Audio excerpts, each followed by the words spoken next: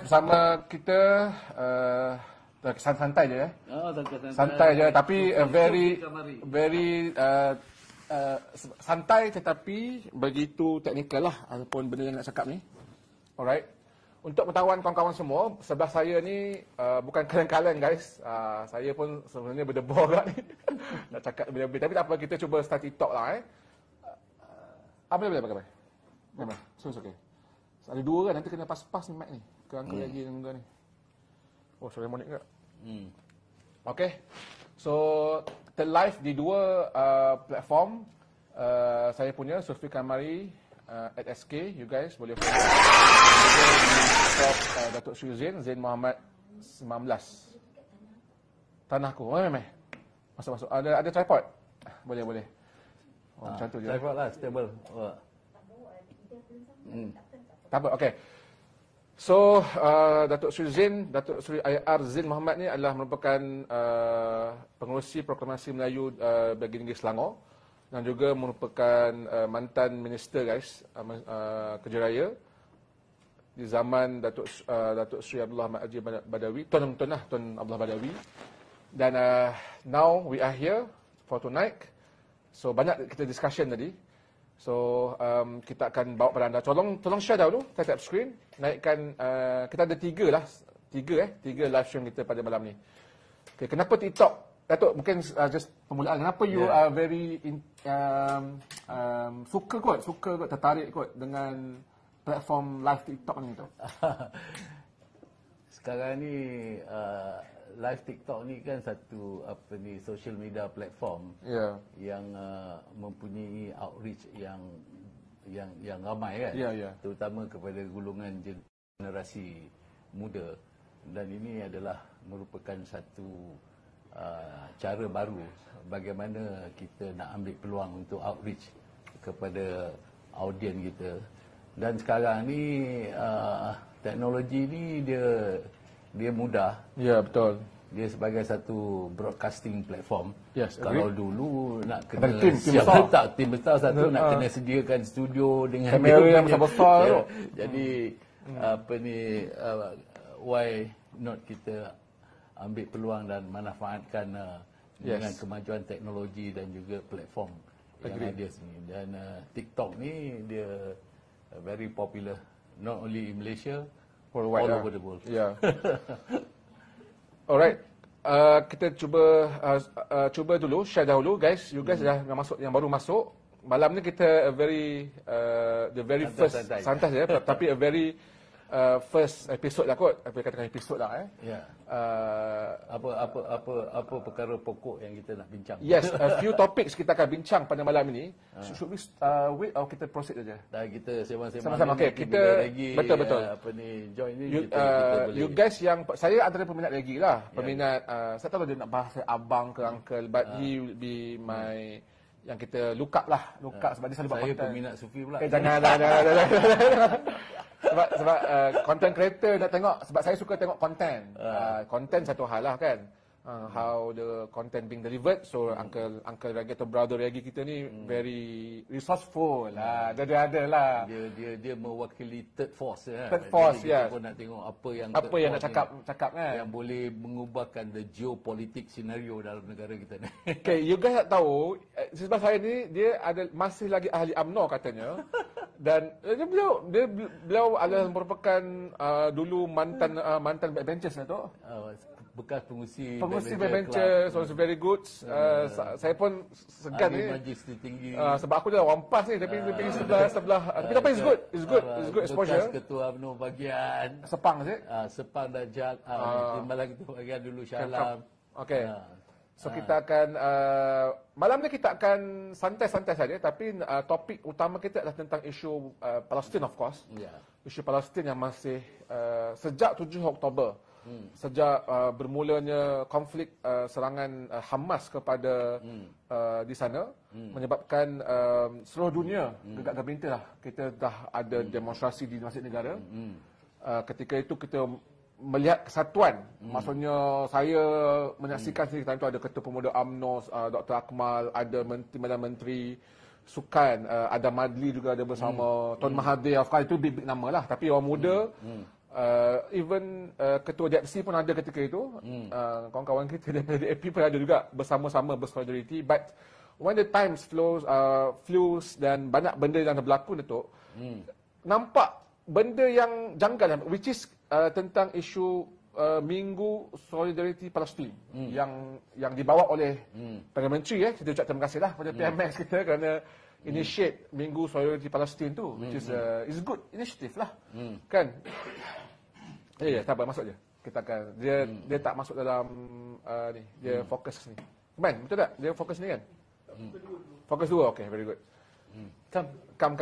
Kita dia tak propose. Tak apa, kita santai-santai. Jadi saya nak share the kronologi dulu lah why kita nak raise up ni. Kita nak juga mengumumkan ketibaan I used to call you uncle or brother. Brother Reggie lah, tengah uncle lah ni pula. Brother Reggie Jesse Ritaudin. Saya sebenarnya berdepok sebenarnya, terus terang cakap, sebab dalam konteks ni beliau lebih dengan Datuk Seri lebih layak bercakap lah. Tapi tak apa, Datuk Seri sebut saya lontar tu dia kronologi sebab saya berada di lapangan. Saya turun ke Masjid Negara demo, and kita lihat kesatuan. Aziata Arina pergi tak? Tak apalah. Tapi kita tak nak condemn, kita okey, support lah. Kita okey je.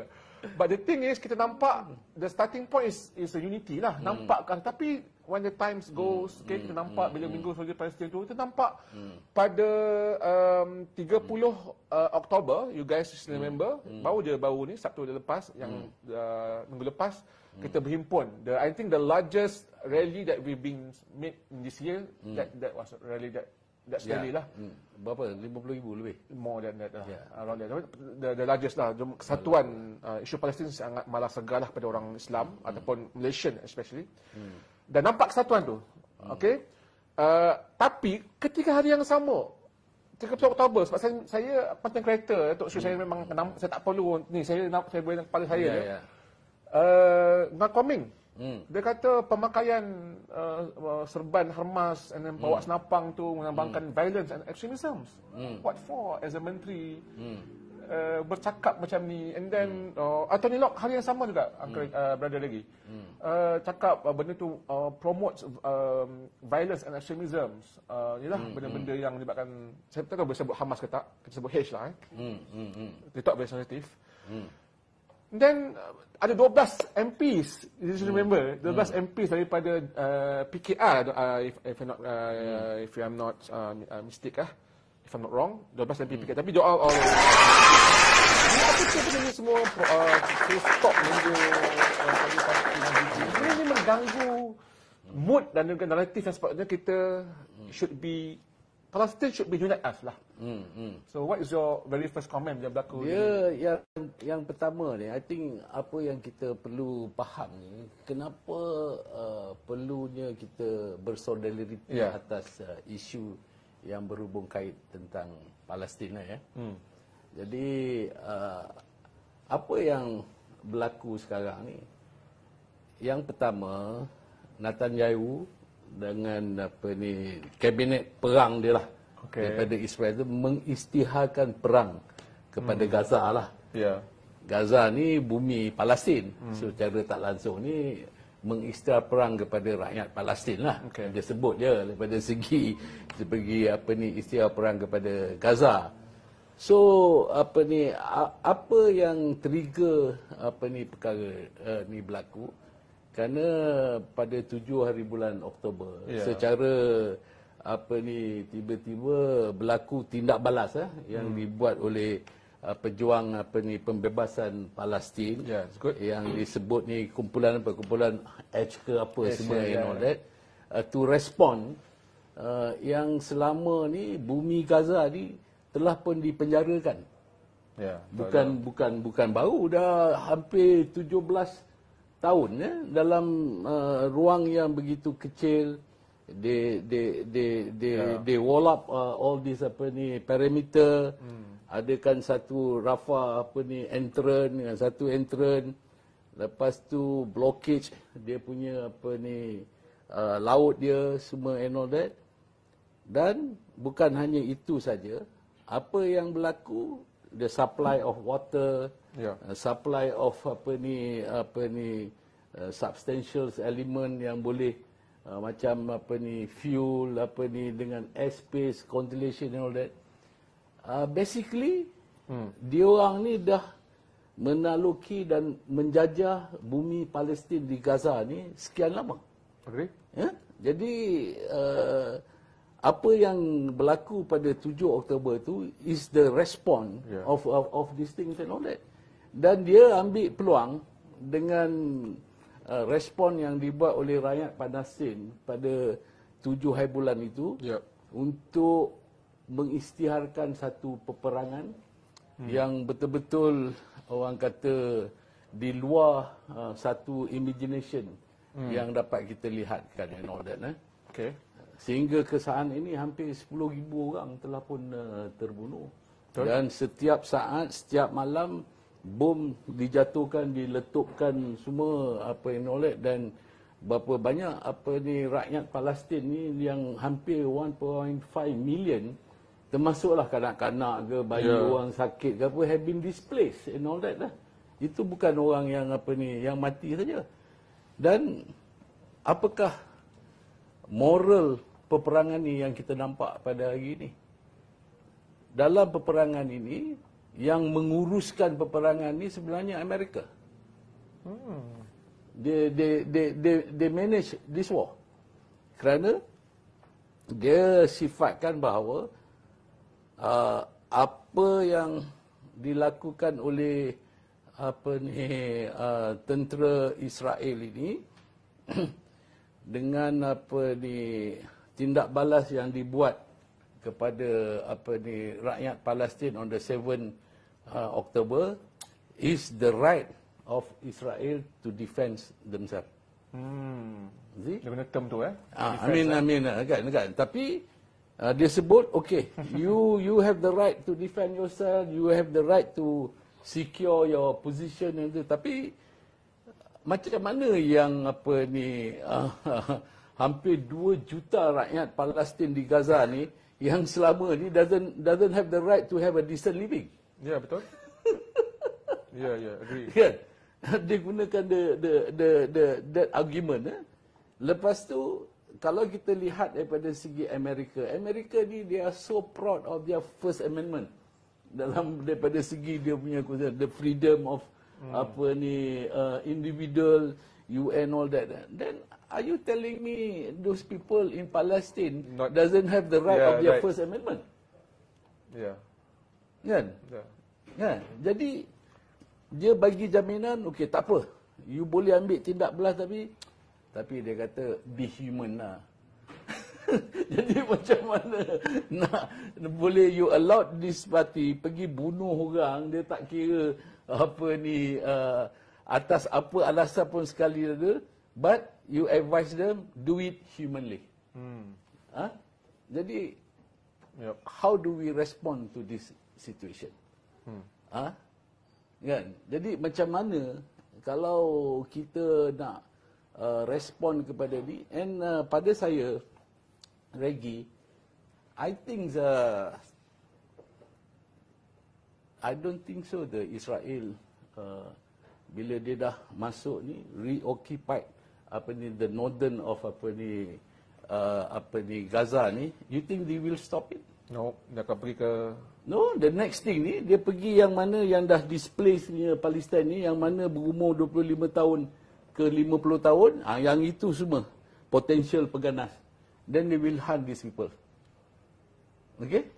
Dia kat tepi barat sekarang dia buat. Dan tepi barat ni only satu kawasan yang dia orang sendiri memperwaki sudah ada the sovereignty of Palestin. Dah ada kerajaan yang wujud PLO. Baru juga. Tapi they still orang kata control, manipulate and do all the restriction and all that, sehingga kan yang hari Jumaat baru ni di East Jerusalem, di mana Masjid Al-Aqsa, mana yang berumur 50 tahun ke atas dia boleh masuk sembahyang Jumaat. Below 50 tahun tak boleh masuk.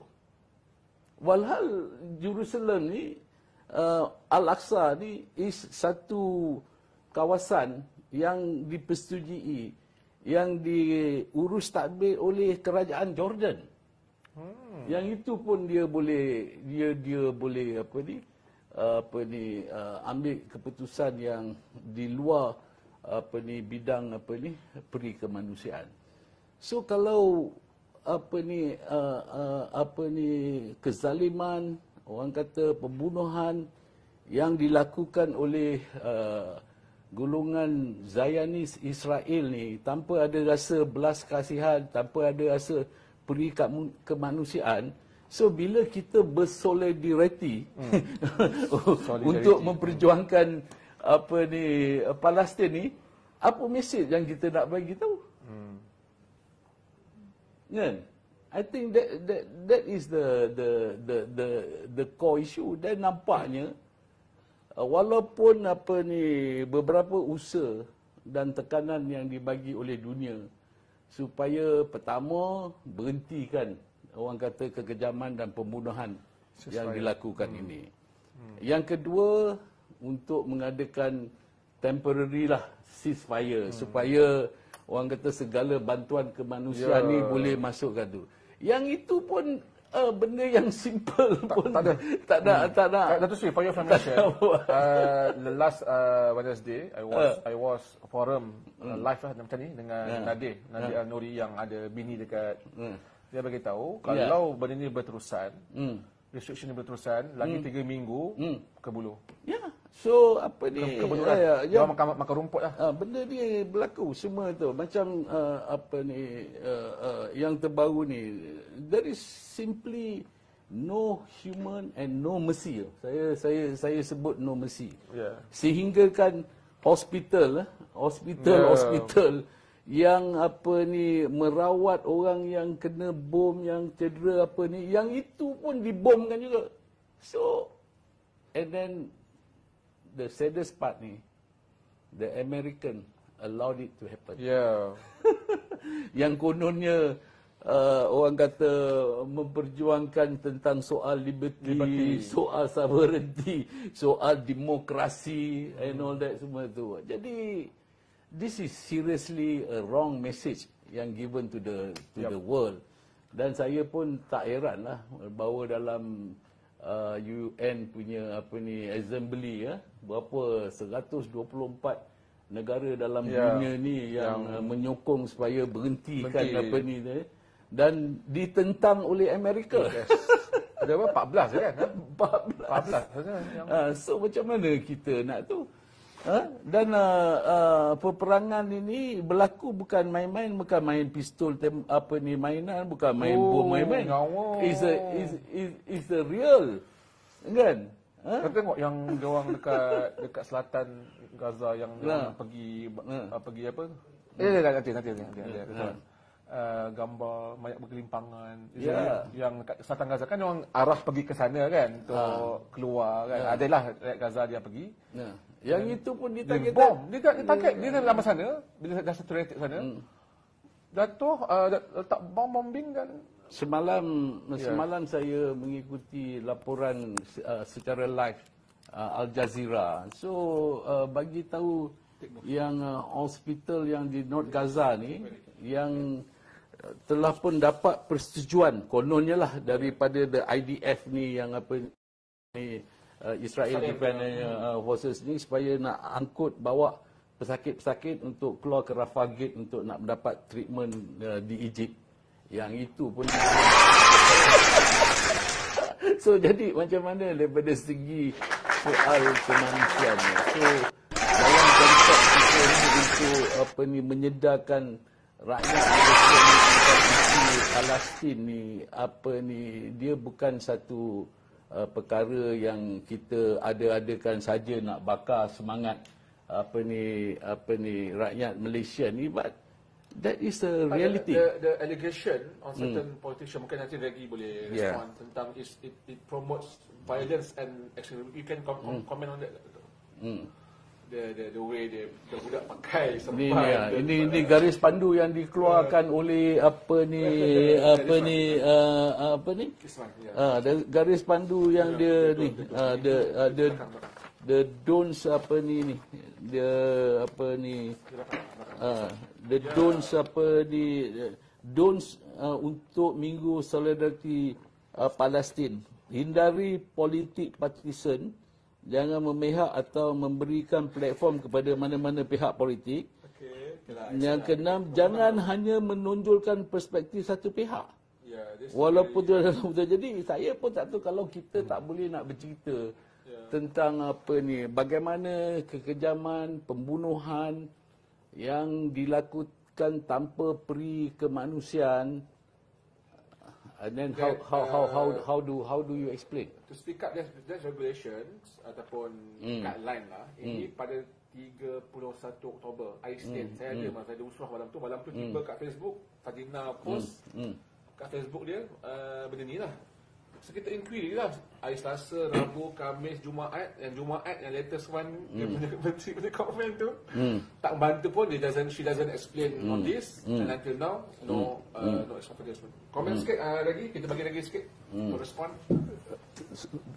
Very wide. Very wide apa? Okay. Saya start dengan this comment daripada Kementerian Pendidikan. Garis pandu. Garis pandu. So sebenarnya saya dah komen dalam live saya benda ni. Benda ni muncul after Minggu Solidariti Palestin kat sekolah. So di sekolah ada gambar dan video kanak-kanak yang bawa senjata mainan dan sebagainya.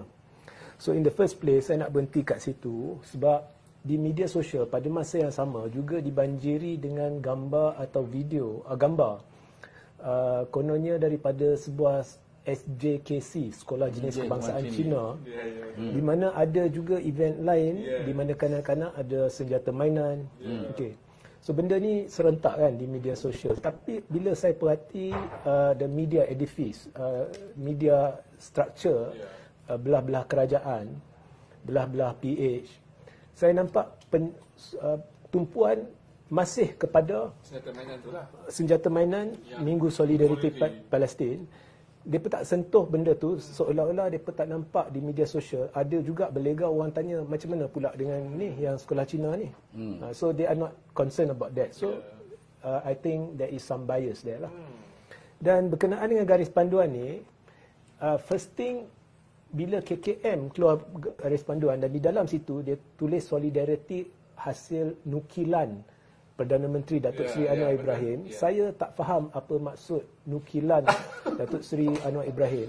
Sebelum Datuk Seri Anwar Ibrahim was even someone to be reckoned with dalam media, arena politik, Tun Mahathir sudah terkenal di seluruh dunia sebagai seorang yang bersolidariti dengan Palestin.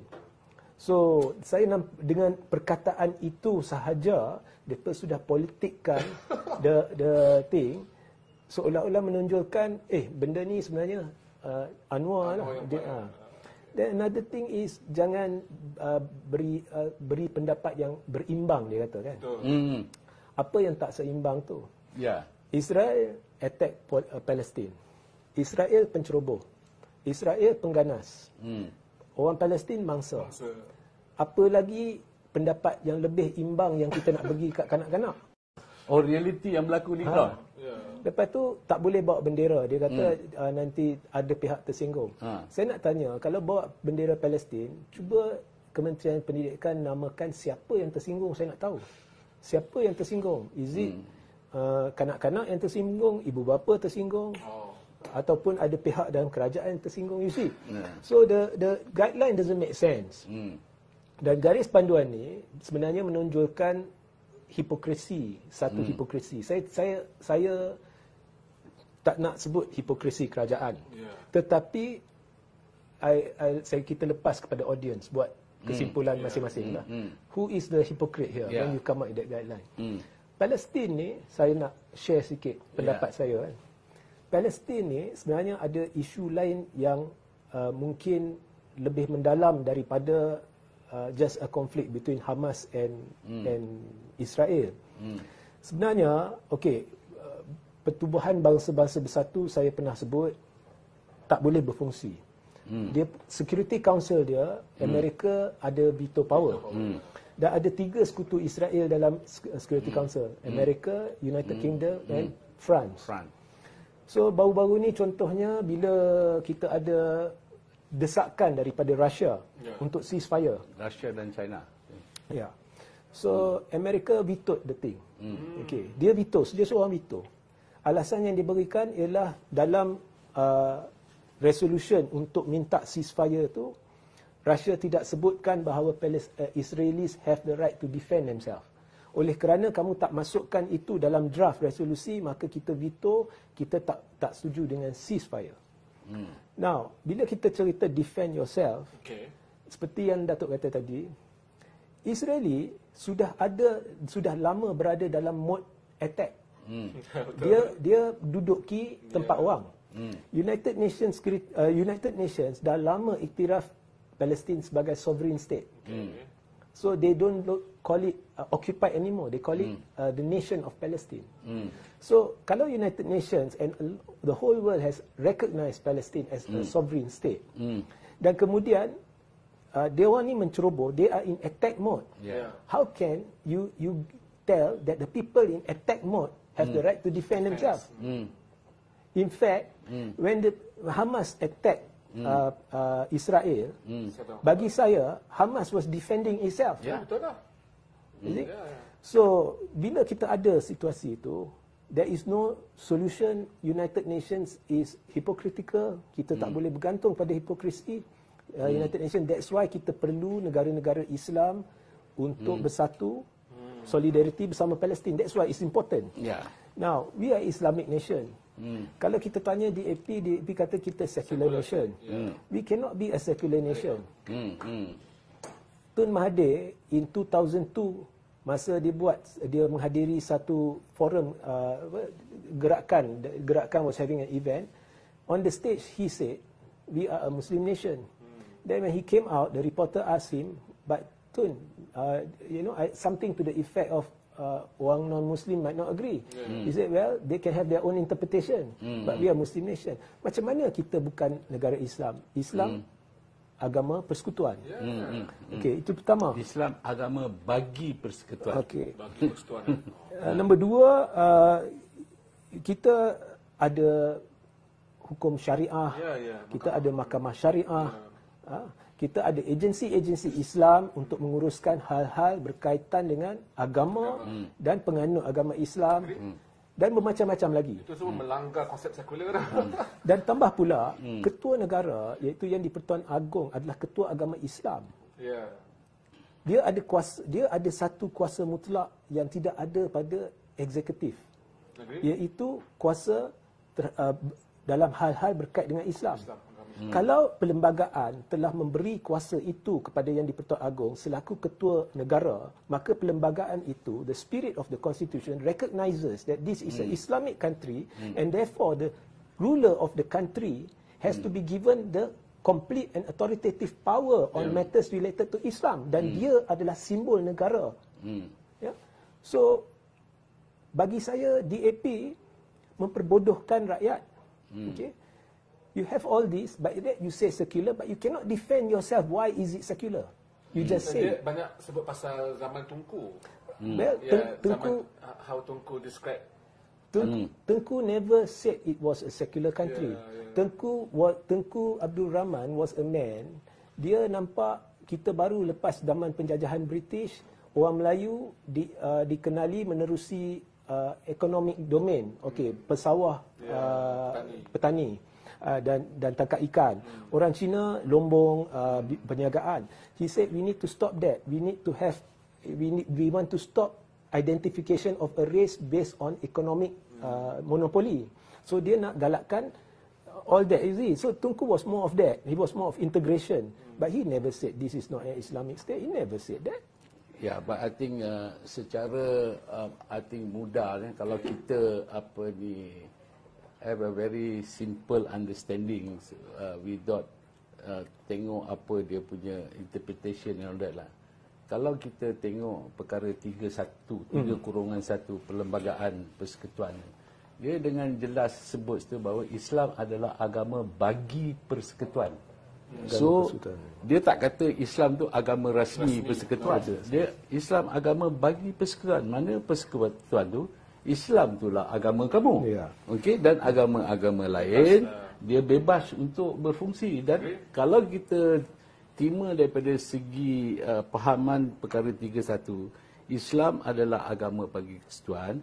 Islamlah yang ke hadapan.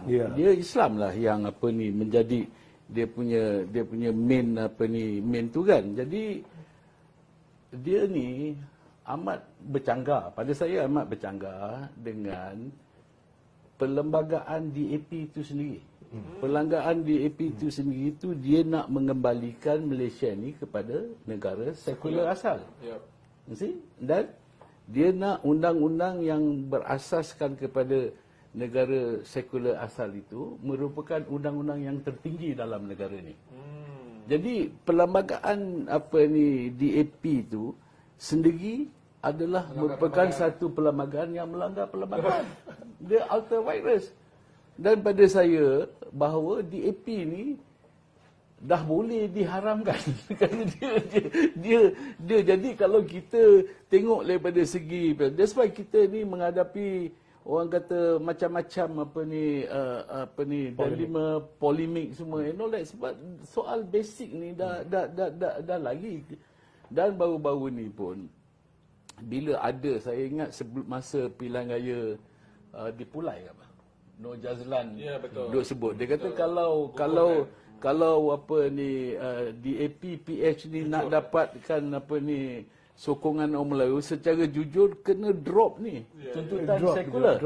Tapi apa saya kata? Oh, itu pandangan daripada Parti. Jadi ya, ini benda-benda yang basic. Macam juga kita berhadapan dengan isu Palestin ni dah wujud begitu lama. Macam rumah kita.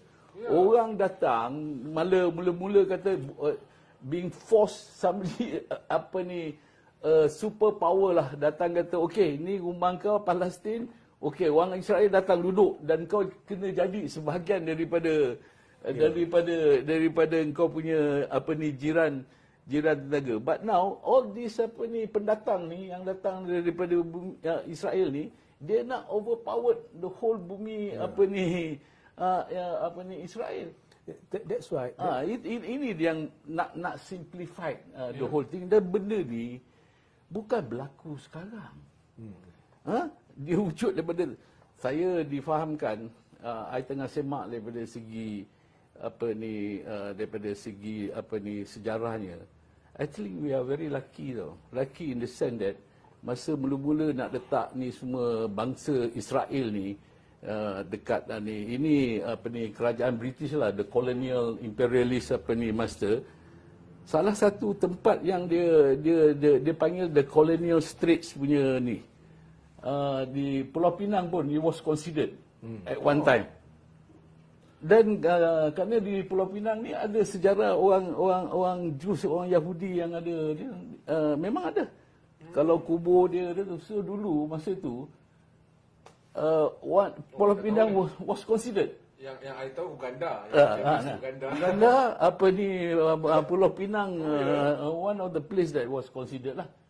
Yang ini daripada segi you bayangkan kalau Pulau Pinang tu dah dulu jadi di Israel, I think by this time mungkin dia punya encroachment ni tu Datuk Sri, agree with you. Saya nak tarik balik perbincangan kita ni tentang pelaksanaan do and don'ts ni. That's why I was saying. That's why because being a Muslim nation, we have to, kita perlu ke depan, memperjuangkan isu Palestin. Dan I nak petik satu quote by a very famous Palestinian man. I forgot what his name is. Dia kata, we Palestinians are alive. It's the Muslim world, the rest of the Muslim world that is sleeping. Dia sebenarnya terasa kan. Dia terasa sebab he feels some of the countries are not aggressive enough. So bila kita ada percanggahan identity crisis dalaman whether we are secular or Muslim and all that, of course kita punya approach, tak boleh full steam. And that's why kita dapat benda macam ni. Okay. Yang berlegar, I'm talking about what Sebelum ni, saya nak tambah sikit lah daripada segi the Palestinian said, we are up and kicking lah. You, the rest of the Muslim ni are still sleeping lah. He gave a gambaran, not the whole, kan? but some. So, kalau kita tengok daripada segi penyatuan negara, very jelas dalam soal ini, even that manifest dalam perkara ini dengan Amerika punya tindakan, bukan hanya dengan bantuan kewangan, bantuan dengan logistik peperangan, dengan semua kepakaran dan juga intelligence services dengan dia punya Iron Dome punya service and all that. But what is the response daripada OIC punya country ni?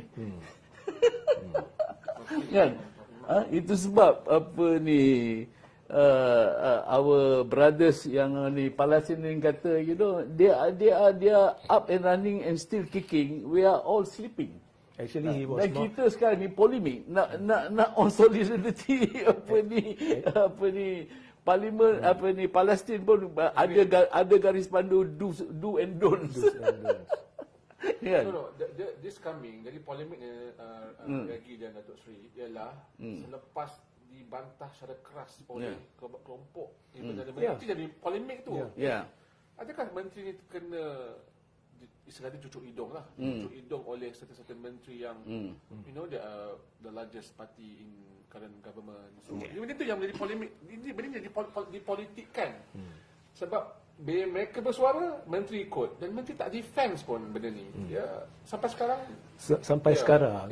sampai sekarang saya selalu menyeru Perdana Menteri Datuk Seri Anwar Ibrahim kena nyatakan secara rasmi pendirian Malaysia.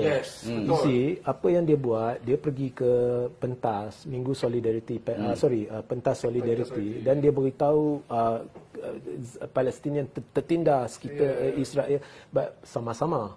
Apa yang kita perlukan adalah pendirian black and white atau secara perutusan rasmi di mana Perdana Menteri menyelar Israel atau menyelar Amerika kerana membantu Israel seperti Tun Selah. Selagi benda tu tak berlaku, Malaysia dikira tidak ada pendirian jelas berhubung dengan pihak yang mengganas. Tambah pula kita pergi roadshow, kita pergi NGO yang anjur hari itu. Tak boleh takbir, tak boleh bawa spanduk yang kutuk PM Israel. Kemudian siap dengan MC tu kutuk ni Zionis kan. Rupanya MC tu adalah pro PH. So bila Anwar buat event tu, dengar khabar ada orang masih tak boleh bawa spanduk ke dalam. This is very important for us to defend the Palestinian. I give you one perspective. Sebenarnya perang Palestin ni, Hamas serang ni Oktober. October 7. 10 of September there was a meeting in 10 of September 10 of September there was a meeting the G20 summit in New Delhi, India. Okay, the G20 summit in New Delhi, India, tahu dia bincang apa? They want to build an economic, saya tak nak guna nama rasmi dia lah. So kita just discuss what they this thing lah. Similar like China buat the Belt Road.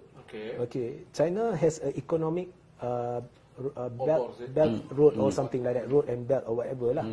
Dia nak hubungkan zon-zon tertentu di seluruh dunia, peta dunia ni as an economic belt. Where ada rail line, fast communication, fast speed railway track and so on and so forth. On land and in the sea. On land dia cover banyak kawasan di Asia, goes towards the African side. On sea, the Mediterranean, it goes through India, it goes through the Middle East and it goes to Europe. So in Doha, in the G20 summit in New Delhi, saya baca, India, USA, UAE, Saudi Arabia, France, Germany, Italy and the European Union signed a memorandum of understanding to establish the India, Middle East, Europe Economic Corridor. Sebenarnya, mereka ni nak compete dengan China. Dia nak compete dengan China because the US dollar is going to collapse anytime. in the near future. The US dollar is is not doing too well. Banyak sebabnya, tanpa kita masuk daripada sudut ekonomi. Satu lagi sebabnya ialah kerana negara-negara yang bersekutu dengan Russia dan China ingin lari daripada US dollar. Dia panggil BRICS. So they are moving away, and some countries have even got an informal agreement, certain trade kita buat dalam currency lain. So the US is in panic mode. So what Netanyahu, the US President Joe Biden, and kalau pemahaman saya, Joe Biden ni belakang dia sebenarnya is Hillary Clinton and Obama. Okay, how true that is up to speculation, but these are the people lah. It's basically a Democrat setup lah. Okay. So apa dia orang tengah buat ialah sebenarnya US, this was the brainchild of US, and through India they have come up with a corridor menghubungkan India menerusi satu link by sea going to the Middle East, and then by sea going to Europe. So all this European Union and all that. So for this to succeed, dia akan melalui kawasan sensitif Israel Palestin ni. So what Israel and curiously, kalau kamu lihat bila mereka buat perjanjian ni, curiously Turki disisihkan. Turki disisihkan, malah Presiden Turki dia merungut, dia kata, oh, kau orang buat koridor ni, kau sengaja sisihkan Turki. Dan kebetulannya Netanyahu ada rancangan nak bawa keluar orang-orang Palestin dari Gaza, buang ke Turki. So they want to capture this whole area for this corridor, because it is a last ditch effort to save the US dollar. Semua ni bagi saya berkisar di sekitar survival of the US dollar. Alright. Dan summit ini berlaku pada September 2023. Kemudian Joe Biden pernah keluar statement. Mula-mula saya ingat saya seorang berfikir macam ni. Baru ni Joe Biden keluar statement, dia kata saya tak ada bukti, saya tak ada, I don't have any evidence, but my instinct, hati nurani saya or something like that, whatever they call it in Malay, berkata bahawa Hamas serang sebab kita buat summit ni. Hamas serang Israel sebab kita buat belt ni. That is not true. That is not true. But what I can tell you is, disebabkan serangan itu, Israel mengambil kesempatan disebabkan dia nak jayakan that corridor. Untuk jayakan koridor ni, dia perlu pastikan, sebab banyak negara takkan sertai, takkan setuju dengan koridor ni, melainkan you can guarantee a safe zone. Selamat. So dia nak halau orang Palestin keluar daripada Gaza. Tak kira kalau orang tak nak keluar, kita bunuh. Kita bunuh. Dan ada insiden orang Palestin dia ambil tahanan Israel. Ada anak, ada ibu dan sebagainya, dia simpan. Masa tentera dia serang, bukan untuk selamatkan hostage, dia bunuh hostage, dia bunuh orang dia sekali. Kemudian dia bunuh orang dia, kanak-kanak Israel, dia bunuh. Kemudian dia kata orang Palestin bunuh, dia kejam, dia ambil hostage, kemudian dia bunuh. Itulah tahap kekejamannya, tahap terdesaknya Amerika Syarikat dan Israel ni, disebabkan US dollar. Sebab kalau tidak, US dollar ni akan hancur, dan US last resort, they will go to a world war, a global scale war. Sebab Iran dah masuk, Hezbollah dah masuk, jihadis group dah masuk. Russia dah mula bincang dengan China. And negara-negara bersekutu dengan China pun sudah bisik-bisik who is going to be on whose side and so on. This is escalating to a global scale war. Now, it's all about the US dollar. Now, untuk halalkan penglibatan US, takkan US nak kata sebab kita serang, sebab kita nak buang orang Palestin dari Gaza, sebab kita nak selamatkan US dollar, sebab kita nak bina koridor. So, dia perlu Islam versus non-Muslim. So, dia support Israel, dia labelkan Hamas sebagai teroris. Bila dia labelkan Hamas sebagai teroris, walhal teroris sebenar is Israel. It falls back to one principle, one satu prinsip, satu dasar Amerika yang Amerika pegang, iaitu bila anda teroris, kami tak akan berbincang dengan anda. So conveniently dia sebab itu dia mati-mati dia nak label Hamas dan orang kumpulan Palestin sebagai teroris. So bila I tak payah bincang dengan teroris, what happen? I don't give a damn what you say. I only deal with Israel. But Israel, that's why dia mati-mati dia nak labelkan Israel sebagai puak yang ada hak untuk mempertahankan diri. Okay. Saya tertarik dengan nak bawa keluar. Saya tak tahu kita berapa jam lagi, tapi respon Datuk, saya mesti betul-betul respon sebab viral juga TikTok. Sebab TikTok saya bongkarkan tentang jawapan Menteri KNN. Bahawa antara usaha-usaha Prime Minister kita adalah untuk berbincang dengan Turki, berbincang dengan Sisi di Egypt. Dia pergi sana, tak tahulah jumpa berapa ramai tu. Dah pergi dah pun. Untuk So apa outcome dia? Outcome tu. Ada ceasefire. Okay, itu you can respond later. But the thing is, KDN juga mengesahkan bahawa memang hasrat Anwar Ibrahim, Prime Minister, saya baik sebut Anwar Ibrahim sebab memang dalam parlimen sebut untuk sebab you sebut tadi bawa keluar memang Prime Minister pun antara intention untuk bawa itu bukan Anwar yang kata. Saya baca dalam satu laporan media di mana laporan media tu daripada berjasa. Dia kata dia petik Saifuddin sebagai berkata bahawa Anwar Ibrahim tengah usahakan untuk membawa orang Palestin, mangsa Palestin keluar. Jadi bagi saya timbul soal Anwar tak seharusnya lihat kehala itu sebab misi Israel adalah untuk bawa dia orang keluar. Jadi sepatutnya in fact siapa? Saya daripada segi the economic perspektif ni mungkin ada dia punya kebenarannya lah. Tapi daripada segi territorial territorial conquer ni, I think Israel ni is really become the super mega military base of Africa America ni di Middle East dan they have recently lost Afghanistan punya military base and all that. So now for the sake of territorial punya demographic issue ni, so the best way you punya proxy ni, you transform Israel ni as to be the super power military base.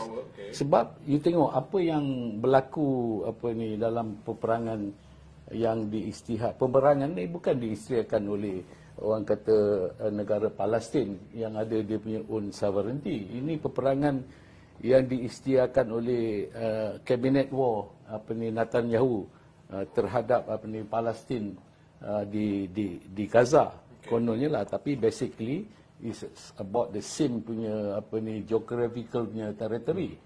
Jadi dengan dua kapal perang yang besar yang betul-betul macam yang berlega di kawasan Pasifik pun memang sedia ada, walaupun dia tak ada territory tapi dia ada kapal perang ni.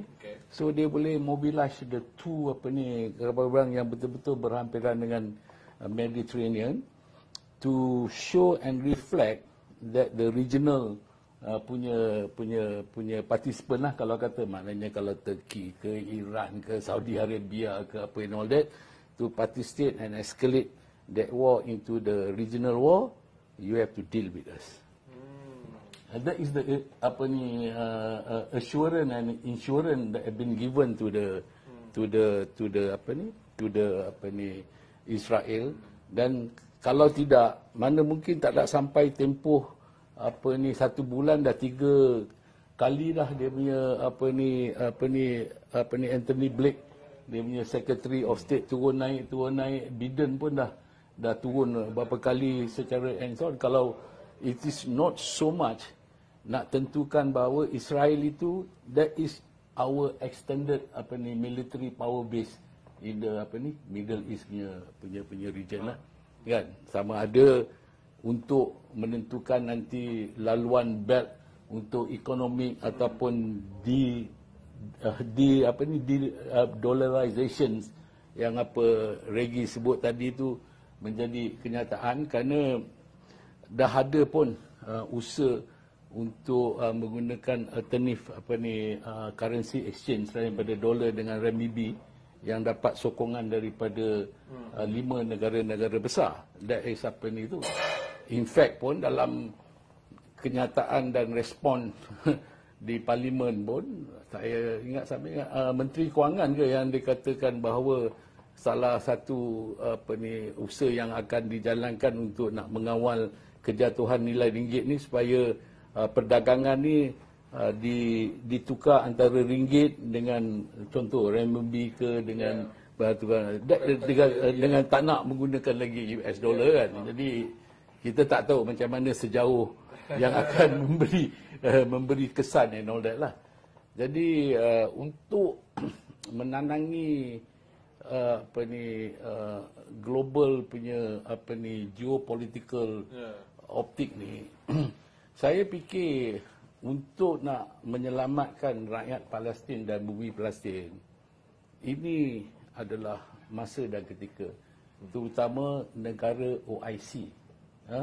Jangan IC, apa yang lihat, then is jadi macam NATO lah. Saya ingat dulu masa saya fikir Tun Dr. Mahathir is the key instrumental factor yang menyebabkan NATO nak ambil action untuk dalam peperangan Bosnia Herzegovina. Kan? Dan pada masa itu Malaysia pergi all out bantu kepada Bosnia dengan sama ada secara terang ataupun secara tidak terang bantuan yang dia bagi. Sekarang ni kita nak tengok apa yang bantuan yang dibuat oleh kerajaan Malaysia ni sebagai anggota OIC. Kan? Kalau di ASEAN pun kita gagal untuk mendapat satu unified voice of ASEAN menentang ni, kerana Singapura dan juga Filipin tak menyokong tentang tentang resolusi daripada UN United saya ingat Singapura berkecuali tapi Philippines yang menentang. That is part of the ASEAN kan. This is our regional. Jadi kita nak tanyalah mana hebatnya Anwar Ibrahim ni yang dia punya international relationship untuk mempengaruhi rakan-rakan sejawat negara ASEAN ni supaya berada dalam satu nada untuk memperjuangkan tentang isu Palestin di peringkat ASEAN. Tapi di peringkat OIC, siapa yang ada mempelopori? Kan, saya percaya dan yakin bahawa kalau Tun Mahathir lah Perdana Menteri hari ini, I think satu stand yang kuat dan kukuh yang akan dibuat. Tapi di Aziata Arida bercakap bergegar-gegar, saya tak peduli saja, saya yakin sampai walaupun saya diugut, saya tetap nak memberikan sokongan. Tapi bila minta negara mana siapa yang bagi ugutan, rupa-rupanya banyak perkara yang normal dilakukan oleh Amerika bila dalam satu stamp ni, okey, panggil kita punya embassy ni, you put your stand. What is all these things semua and all that. Kita ingat ugutan yang macam mana, bolehlah kita semua bangkit macam mana bukan ialah mempertahankan mempertahankan sovereignty di Malaysia. Kan? Jadi itu yang soal pokok ni kan.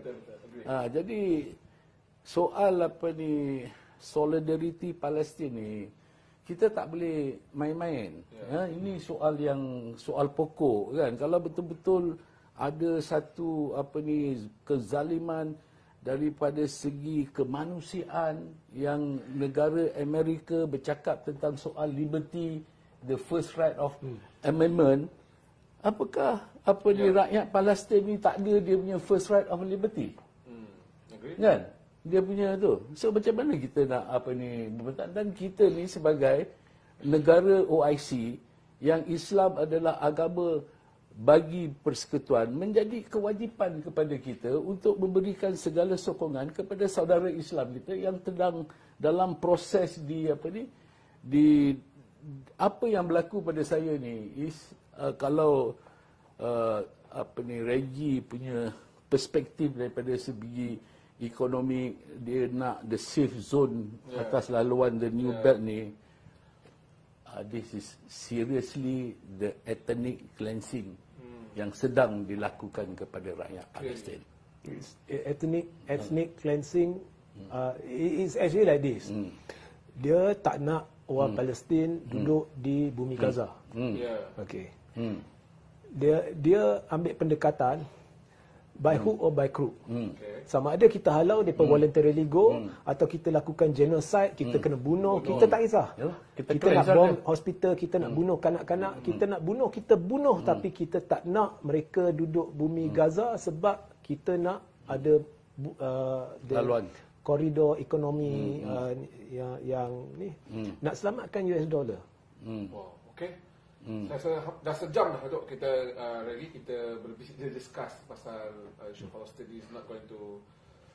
Berapa lama saya tanya Sir Nadir, berapa lama, dia kata it will be sangat panjang. Saya nak sebut sekali lagi, kalau tidak lakukan apa-apa pada hari ini, dalam 3 minggu lagi rakyat Palestin akan kebuluran. Dia akan start makan rumput, dia akan start makan apa saja yang ada. Sebab itu tak apa. Kalau apa yang dikuatirkan oleh Reggie berlaku, they will be displaced, they will be still. And then the world will become quieter lah. OIC will remain OIC lah. Yang berlaku. Okey, kita sejam lah kita bincang Palestin. Mudah-mudahan ia satu perbincangan yang menarik lah dari sudut perspektif masing-masing. Saya tak tahu kita nak teruskan atau tidak. Saya mungkin setengah jam ni kita akan cuba discuss tentang next topic lah yang kita nak berbincang tentang akan boleh. Tentang saya nak mungkin kita boleh bangkitkan sikit tentang isu a few announcement lah yang made by our minister, terutamanya Kementerian Pertanian dan Industri Sastani lah, sebabnya melibatkan soal perut. Iaitu tentang officially penarikan subsidi lah, tentang subsidi ayam dan juga subsidi telur, tapi ada U-turn lah dekat telur. Tak apa, kita boleh discuss kemudian.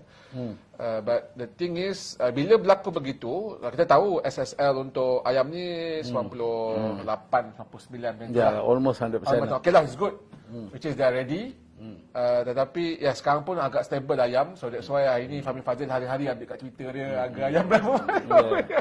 Itu kerja dia, tak apalah. Dia nak tunjukkan portrait the nation is good for the government. Tak apalah. Kita nak tengoklah how long dia punya sustainable. Ada laporan, Datuk. Ada laporan dalam masa 2-3 minggu lagi harga ayam akan being speculate. Ini saya tak tahu lah datang daripada mana, tapi portal Berita Harian tak silap saya, spekulate lah harga ayam ni peniaga lah. Dia bab soal ayam ni. Kalau kata ayam ni dengan pengapungan ni, ayam ni jadi stable ataupun dia turun. Kalau kita kena balik daripada segi asalnya, kenapa subsidi dan kenapa nak pengapungan dilakukan? Kerana masa subsidi itu, kos nak keluarkan ayam ni tinggi. Dia tinggi sebab kos dia bukan kerana dia punya ibu ayam tu yang dia nak bagi ayam tu makan dedak. So dedak tu dia punya kos ni dia tinggi. Jadi pada masa tu banyak permintaan, sebab itu masa itu tukaran adalah $1 is 4.2 ringgit. Now is 4.79. So adakah nanti kos dedak ni dia menurun? So kalau dia menurun, barulah dia boleh ada transfer cost to the consumer. Tapi kalau cost dia menaik ataupun tak berubah, macam mana dia nak transfer the cost? So faham. Itu benda yang soal very very very basic. Dia punya punca dia tu you boleh make it cheaper or maintain, or it's going to be higher. Tapi my simple argument, pada masa tu you beli dedak, harga dia 1 kilogram ke apa ke RM4.20. Hari ni dah jadi RM4.90. RM4.80 RM4.79. So naturally the source of the dedak ni dia akan jadi tinggi. Jadi siapa nak absorb cost ni? Bukan consumer. That's why bila harga stabil bila harga stabil sekarang, Hamid Fadil hari-hari lah kalau you pergi Twitter tu hari-hari dia update harga ayam mana decision government buat dia bagus lah sekarang ni kan. Tak ada subsidi, stabil everything. Yang kita risau ni bila dia naik nanti. Bila dia naik nanti dia buat tak tahu. Dan kita makan ayam juga, kena beli ayam lah. Ayam sumber protein pasal manusia ni mudah lupa kan. Jadi benda tu yang kita bimbang kerajaan ini nampak we have to be careful because harga ni ayam ni adalah makanan uji. Dia macam almost you have to be on the table lah yang boleh bagi semua and all that. Tapi kalau kita orang kata tarik jadi pengapungan, let the market punya decide what is the price and all that. Tapi kalau cost of import dedak ni jadi lebih murah, tak apa, you boleh transfer. Betul kan? Kalau kata bukan dedak lah, labor cost lain-lain, all the contingency cost, logistic cost yang sekarang ni SST dinaikkan daripada 6% kepada 8% semua and all that. Ini semua ada dia punya contingency effect dia pada the consumer. Jadi don't be proud bahawa dalam tempoh 2-3 hari ni price ni nampaknya menurun. Saya takut benda ni sementara je. Agree. Dan itu yang kita bimbang Datuk. Dan kita melihat benda ni, contohnya sampai sekarang beras tempatan tak ada. Kan Mas Abu kata nak sebulan kan untuk dia nak contingency plan. Sebulan it will be bukan kata sangat 2 minggu dijanji dalam parlimen benda ni akan selesai lah. Akan selesai. So until now saya duduk di kampung. Kami di kampung kena beli beras harga RM38 paling murah. So orang kampung tau. Orang kampung jangan terpaksa lah beli nak hidup juga, makan juga, kita terpaksa tu. Tapi menyebabkan kita tahu lah bila beras tu sendiri pun tak boleh kontrol. Macam mana kita nak convince decision yang kerajaan tarik balik subsidi ayam ni akan bila anything happen in future, macam Datuk kata lah, harga ayam, harga dedak tak settle everything, we are going to repeat the same mistake lah.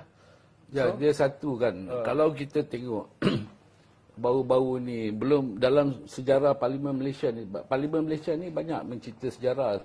So, sejarah yang terbaru ni ada ralat. That's right. Ralat paket. Apa benda yang ralat ni? Saya kalau Sophie tahu apa dia? Yang saya faham ada slightly data sampai hampir 4 billion. Yalah, macam mana kita boleh berlaku dalam kita punya pembentangan bajet, katakan figure orang kata 393.8 billion. Lepas tu dengan rollover daripada RMK 12 punya midterm review sampai 15 billion. Jadi total 415 billion ni dalam the whole figure tu ada ralat 4 billion ni. So apa benda yang ralat ni? Ada maklumat? No idea tu. No idea. Kan? Saya difahamkan lah sama dia saya nak kena semak kan. So ralat ni kononnya masa pembentangan bajet ni, bila kenaikan SST tu, sales service tax punya cukai tu daripada 6% ke 8%. So dia sebut revenue yang dijangkakan daripada itu adalah 650 juta. Tapi sebenarnya bukan. Dia kata 4.65 bilion lah. Kan? Okey, dia kata ada revenue lah. Baguslah you boleh pungut revenue kata yang lebih, walaupun tak macam mana figure you kata daripada 650 juta tiba-tiba dia kata ada on top and above 4 bilion. Okey.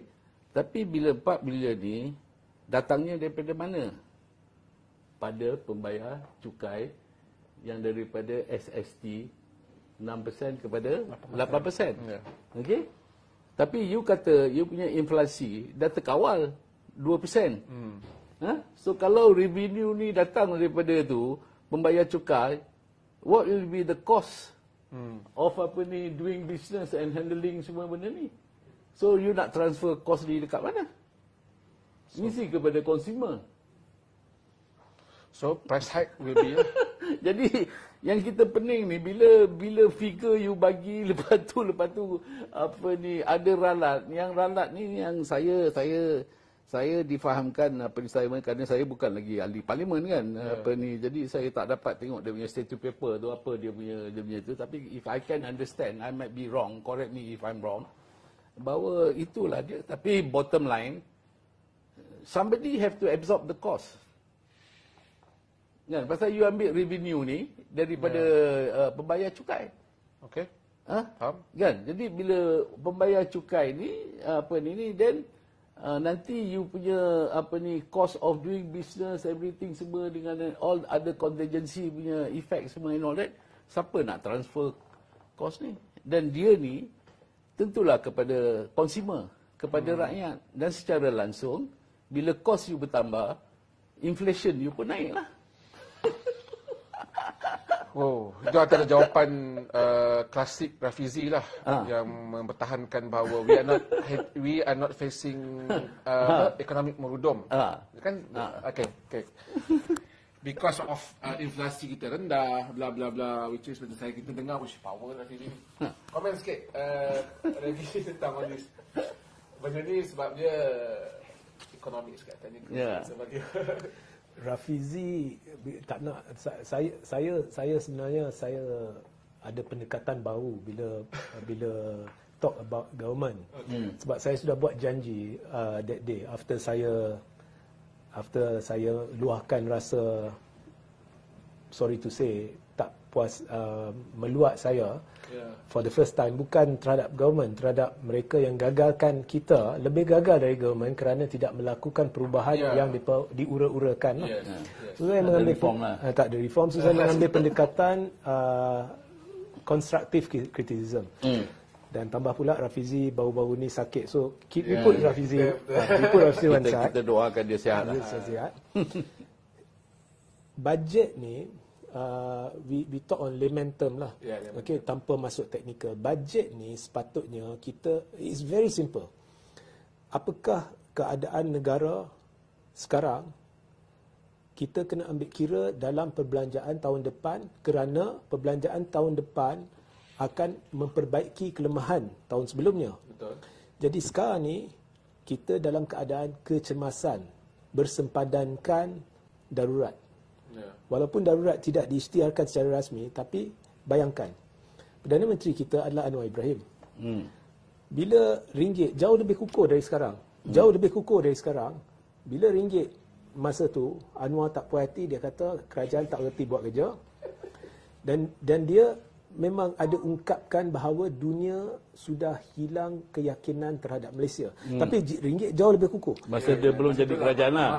Ekonomi jauh lebih kukuh.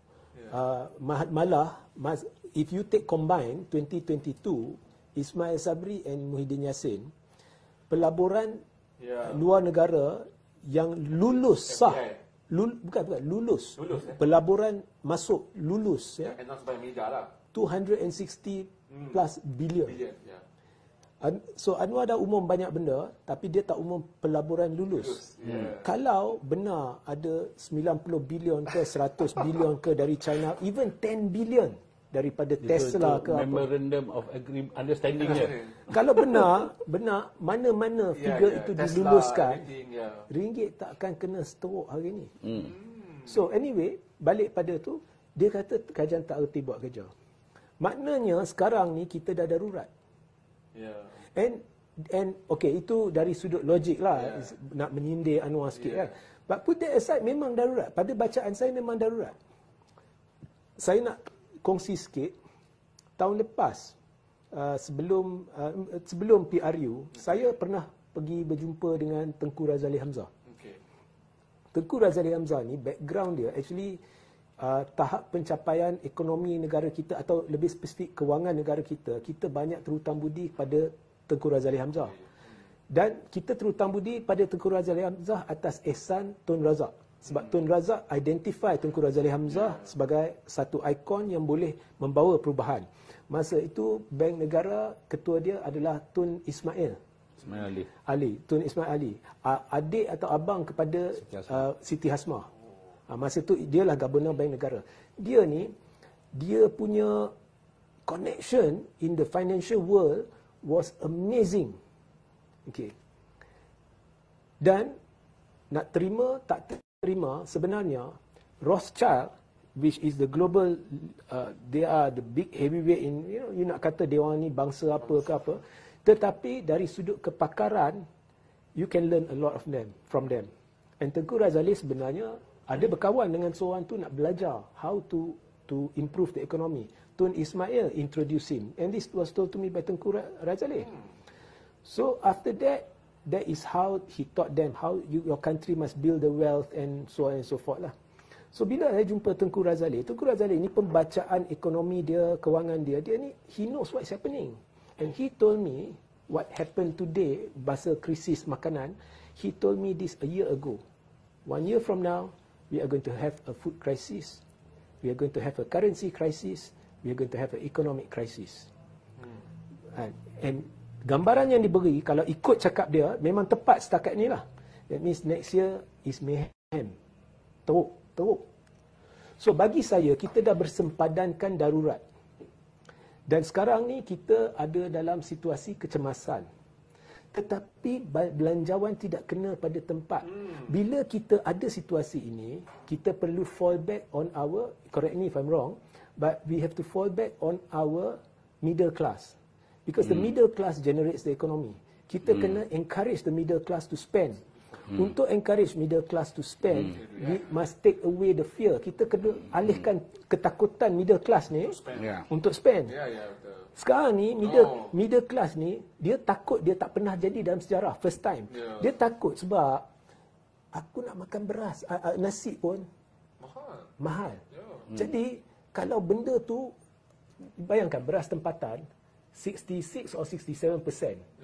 Beras import 33%. Okay. Kita ambil figure lah. I don't know the exact figure. 33, 66%. 66% tak jumpa. Betul. 33% berlambak.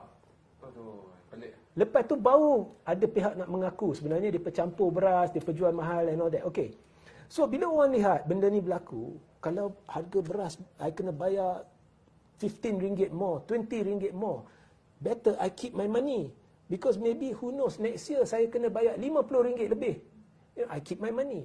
Semua simpan duit. Kalau pergi kat restoran luar, customer drop 30 to 40%. So bila middle class keep the money, how are you going to regenerate the economy? Jadi budget itu perlu santuni rakyat dengan berkata, jangan takut, kita ada penyelesaian. Tapi macam mana nak ada penyelesaian, sedangkan dalam 11 bulan ni, Perdana Menteri dilihat lebih berkempen daripada bekerja. 9 bulan sebelum PRN. So, the problem is, kita tak diberitahu, okay, inilah dasar negara untuk pemulihan. Kita tak diberitahu, inilah kerangka kerja negara, kerajaan untuk pemulihan. Saya dah desak PM. Saya bukannya... How about naratif ekonomi madani? Oh yeah, I'll come to that. Okay. Saya tak kutuk PM. Saya desak dia, please come out with kerangka kerja. Okey, sekurang-kurangnya kalau kau dah gagal keluarkan kerangka kerja ataupun dasar, sekurang-kurangnya biarlah belanjawan itu menggambarkan dasar. Tetapi dalam keadaan ringgit terburuk dalam sejarah tanah air, dalam keadaan ekonomi terburuk dalam sejarah tanah air, dalam keadaan kita ada krisis bekalan makanan yang tidak pernah sepertinya sebelum ini dalam sejarah tanah air, okey, kita tak lihat sebarang apa kata dari Perdana Menteri maupun kerajaan yang mencerminkan bahawa mereka akur, mereka sedar berlaku situasi krisis. Okay. Dan belanjawan pula tak kena pada tempat. You want to increase the tax, berpada-padalah. Jangan bebani middle class. Bebani orang yang terlalu kaya, okay fine, I have no argument with that because you need extra. But jangan bebani middle class. You kata, saya tak naikkan teks untuk makanan dan sebagainya. Tapi transportation dan sebagainya itu kan balik pada rakyat. So, bila belanjawan kamu tak dilihat akur, faham, sedar berlaku krisis, Maknanya perancangan perbelanjaan untuk tahun depan tidak mengambil kira krisis. Maknanya cara awak berbelanja tahun depan tidak meyakinkan pelabur maupun rakyat bahawa awak boleh menyelesaikan keadaan. Bila rakyat tak yakin, dia simpan duit. Bila simpan duit, the economy goes worse and worse. You are not tapping into the middle class. Ya. So Anwar dari sudut itu dia dah gagal. So sebab itu bila belanjawan kali ini, of course dari sudut politik saya nak perubahan. Saya beritahu kalau ada 10 hingga 15 NPBN, korang tonjolkanlah diri sekarang ataupun forever keep your peace. Okay, so depa dah gagal bagi saya, close the chapter. Okay. Tapi dari sudut realistiknya bajet ni, saya memang terkejut macam mana benda ni boleh diluluskan di peringkat dasar. The questions in the first place yang diluluskan dengan sebutan suara dia. Siapa ahli yang berhormat yang bersetuju kata bersetuju, ahli yang bersetuju, ahli berhormat yang tak setuju tak bersetuju. Dan speaker tengah rush masa tu bila tanya kenapa dia kata nak buka puasa. Tak ada satu. So saya at least you don't I don't know. I don't have an answer for that. Dia macam yang saudara Regi duk katakan. I fully submit to your opinion on crisis lah. Sebab saya ambil contoh, you sebut tadi kita menghadapi food security punya crisis. Krisis makanan. Yeah. Kalau kita tengok daripada graph SSR self sufficient level ni, banyak perkara yang kita pun tak self-sufficient lagi in all that. Tapi I just share with something lah. Semasa saya dalam Jemaah Menteri, pada masa tu 2009 kita cost of import of food ni daripada luar negara ke negara is about 12.5 billion. You know, but the figure today has shoot up to about 81 billion. You see me? And then, if our ringgit, masa tu kita punya ringgit dah pegging about 380 ke apa?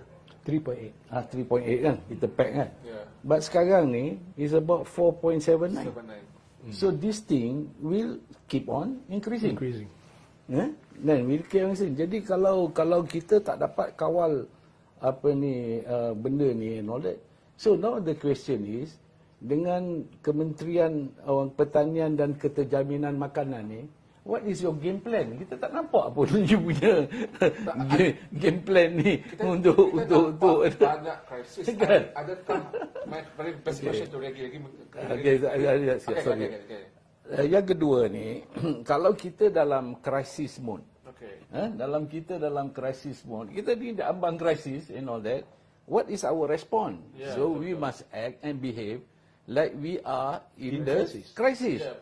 Kalau masa dulu kita menghadapi krisis ekonomi, masa zaman Tun jadi Perdana Menteri, dia wujudkan Majlis Tindakan Ekonomi Negara. Dan Majlis Tindakan Ekonomi Negara ni sebelum kabinet mesyuarat, M10 ni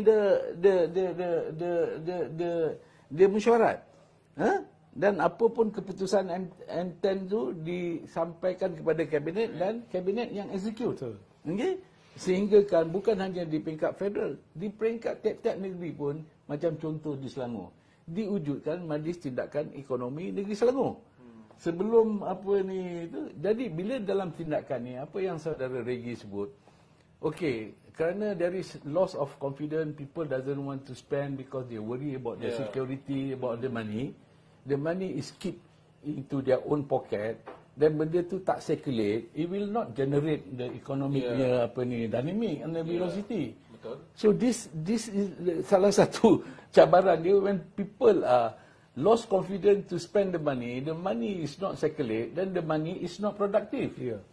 Ini tapi what is the response? Dan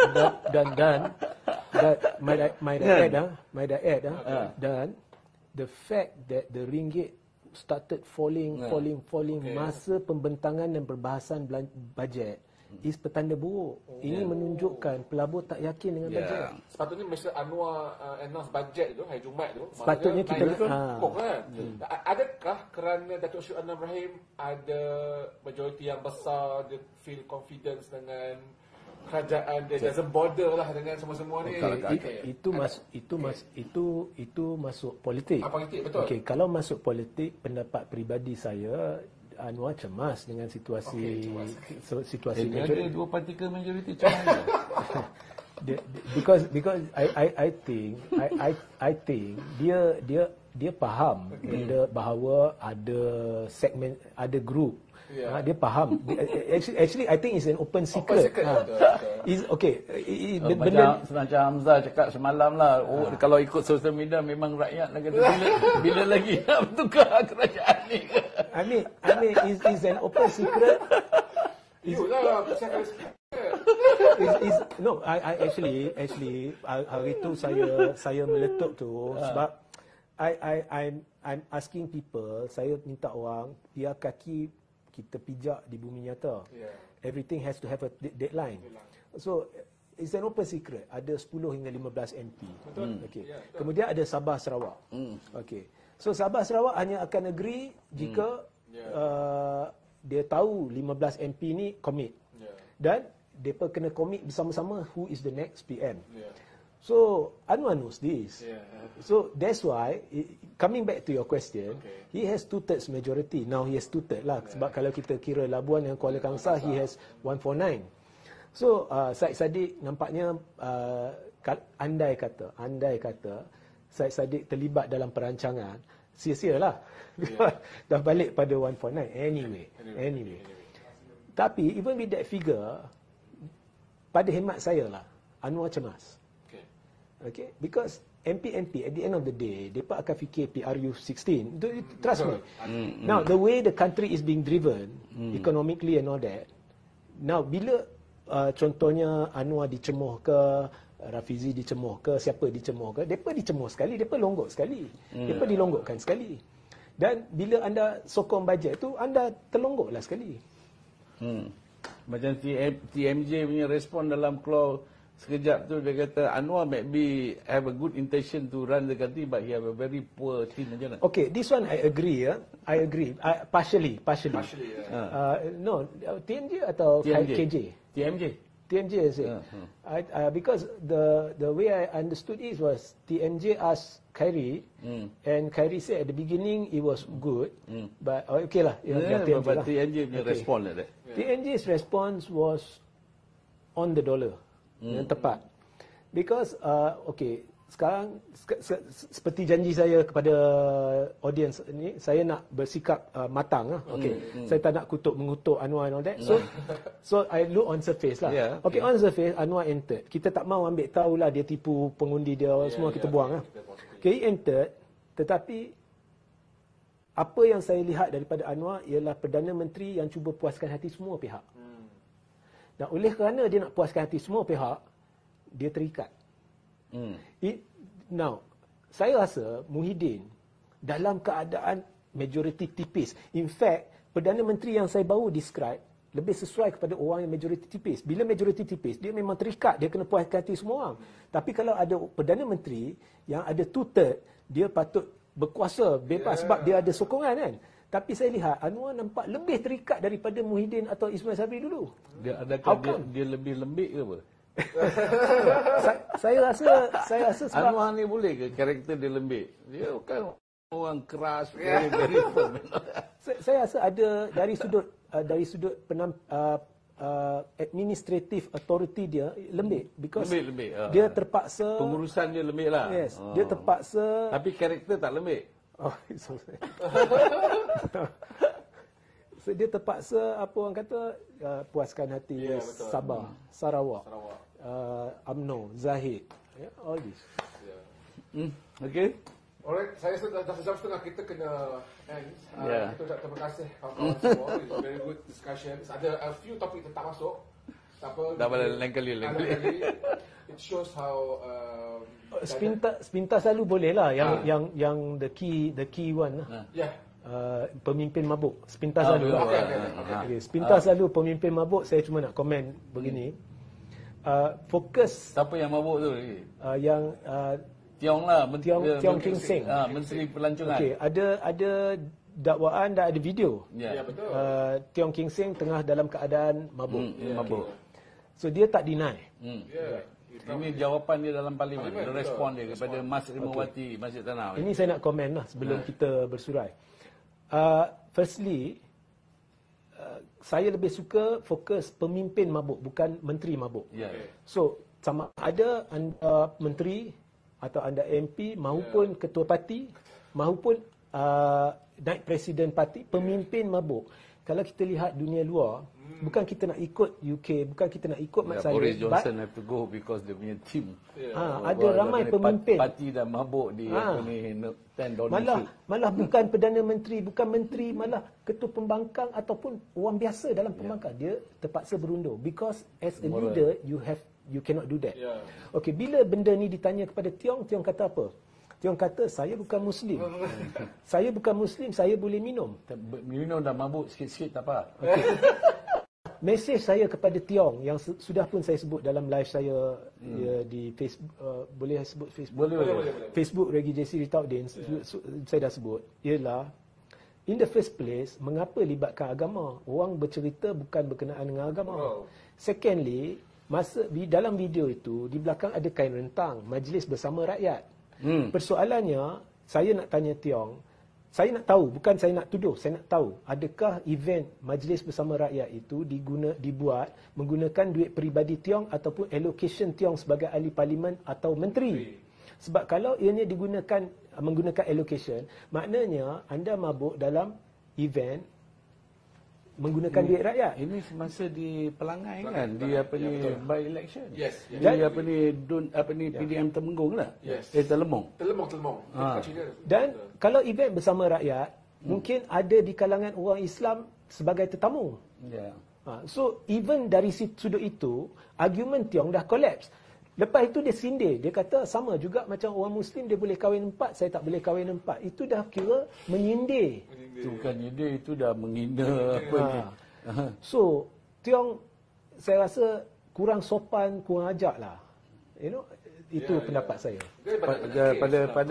Pada saya very simple. Apa pun alasan dan perbuatannya, nombor satu, dia secara tubuh badan dia adalah Menteri Pelancongan Malaysia. He is the ambassador of our ambassador. Jadi tugas dia ni nak bawa pelancong masuk dalam Malaysia. So apa optik yang dia nak bagi? You come and melancong so we can party and we can get drunk. Is that the message dia nak bagi? He cannot. Yeah, you're right. He cannot run away. He will argue with you. He will say no. Whatever his argument, he will say that is the optic that he have to. You the ambassador of this country. He will say, Datuk, you're wrong because why? Itu event bukan berkaitan dengan pelancongan. But you punya Menteri Pelancongan. Betul. You punya jawatan hakiki Menteri Pelancongan tu. Betul. Is not 24 hours. Yes. Betul. Betul. That's the answer. So apa ni? Apa yang mabuk? It comes with the territory. Even a high court judge, a judge cannot mix with anybody, because you have your responsibility. That is your responsibility. Ini yang kita persoalkan. Kan kalau kau nak mabuk ke dalam kau punya private kau kat rumah kau lantaklah kau kalau apa ni, but you do it in the public and then it reflect that's the situation. Itulah ada persepsi orang. Kan? So you cannot run away. It shows also lemah Anwar. Anwar punya salah juga. Yalah, dia bertanggungjawab lah. Accountability. Yes. Perdana Menteri yang melantik dia. Kan? Kalau you jadi Perdana Menteri, you pecat ke tak tekan ni? Kalau saya? Kalau you lah. Ui, kalau saya Naya. Naya. Jadi ada kecaman yang keras. You see a strong prime minister. A strong prime minister is a prime minister who puts away the fear, ketakutan, adakah saya akan kekal esok ke jatuh esok, baru dia kuat. Dia akan buat decisive statement. Dia because this is not the first time that apa ni Tiong ni create havoc di country. Masa yang kes immigration, airport semua tu pergi sana terjegit-jegit, that is already reflect and he's confident. Dan saya lihat kalau inilah jawapan yang dibagi dalam parlimen, pertama dia tidak ada rasa perasaan remorse langsung. Yang kedua, I don't think he want to correct himself lah. Ini kerajaan saya punya suka lah. Bukan kita reka, dia memang kata dia yang cakap. Saya sebagai anak muda yang memahami, it's very good discussion, Reggie dengan Datuk Sri, but I feel more worried rather than got the answers lah. Apa yang dibincang saya lebih risau. Kenapa? Memang begitu perlu, kita dalam krisis sebenarnya. Especially what you said about the next year. I mean, itu mayhem.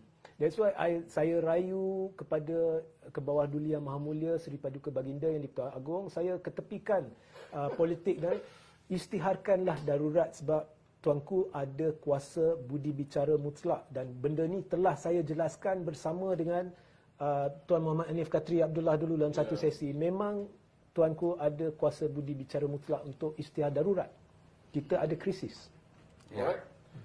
So kita tinggalkan dulu persoalan itu, terbiarkan ia menjadi perbualan anda semua. Terima kasih kepada semua yang hadir pada malam ini. It's very good discussion, perbincangan sangat menarik, dinamik, dan kita harapkan dapat berjumpa pada next session. Terima kasih Dr. Sri. Thank you very much. Kita jumpa di next episode. Assalamualaikum. Selamat malam. Terima kasih semua. Okay. Alright. Okay.